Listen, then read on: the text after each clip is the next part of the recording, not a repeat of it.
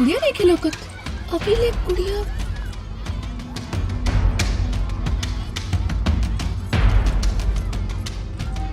हाय अंजलि। अरे वाह, तू एजा का कर रहल बाड़ू? और तोहार कार कहाँ बा? कार? हाँ कार ड्राइवर लेके आ रहे हुई। हम ओ। तो एजा इससे घूमे फिरे आयल रहनी। अच्छा, हमके लागल कि तोहार बच्चा इहे स्कूल में पढ़ेला। हमार बिटिया छोट मोट स्कूल में ना पढ़ेली, वो कॉन्वेंट स्कूल में पढ़ेली, बड़का स्कूल में। हाँ। अब ओकरा के ड्राइवर लेवे गइल बा, आवत हुई। मम्मी मम्मी मम्मी अरे बेटा, मम्मी कहले से मना कहले रहनी ना से सॉरी मॉम।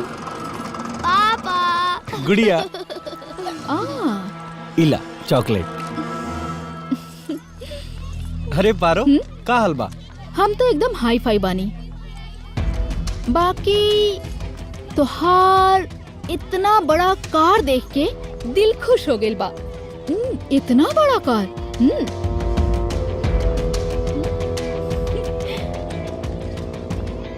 अंजलि, बड़ा सपना देखल तो बहुत आसान होला, काहे कि उस सपना में ना इंसान कहीं भी जा सकेला। हवाई जहाज में उड़ सकेला, लंदन जा सकेला, दुबई जा सकेला, कोई जगह घूम सकेला।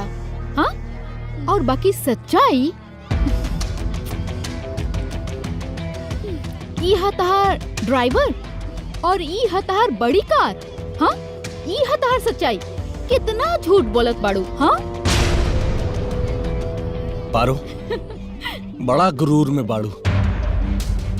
अपने पति और परिवार के छोड़ के ई जवन झूठा और दिखावटी अमेरी के जिंदगी जी रहल बाड़ू ना, जौने दिन तोसे ओकर मोह भंग हुई, भटके राह ना पैबू।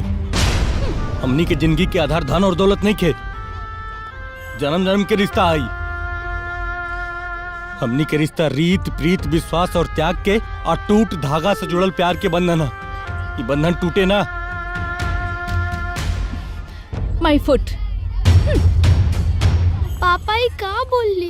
तोरे चक्कर में हमार बहुत बेइज्जती हो गई। अरे झूठी के बाद का सुने ले तू? वो सही बोलने बिया। काहे ले तो एजा? मना कहले रहला ना तू? अरे जल्दी छुट्टी हो गई तो आ गेली। जल्दी छुट्टी हो गई तो आ गईली। ये कैसे मजबूरी की ड्यूटी बिया? जे गुलाम नियन साहबन से पूछ-पूछ के काम करे के पड़ेला। मॉम अच्छा भल जे पापा आ गइले। जब ये अच्छा भेले पापा आ गईली, सड़ल स्कूटर से आ गईली।